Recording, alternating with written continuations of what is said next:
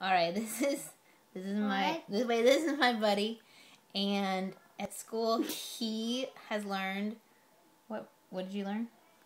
Psalm 1. Okay, so he's gonna share it with you and encourage you that you can memorize scripture. All right, go. Blessed is the man who is not walking in the counsel of the wicked, or stand in the way of sinners, or sit in the seat of mockers.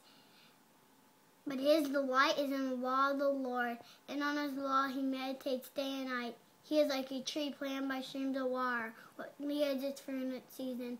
But his leaf does not wither, but all he does he prospers. Not so with the wicked, but they are like chaff that the wind drives away. Therefore the wicked will not stand in the judgment, or the assembly of the righteous. But the Lord watches over the righteous, but the way of the wicked will perish. Woo woo! Psalm 1. Psalm 1. Are you kidding me? Okay. What? Thanks, Glade.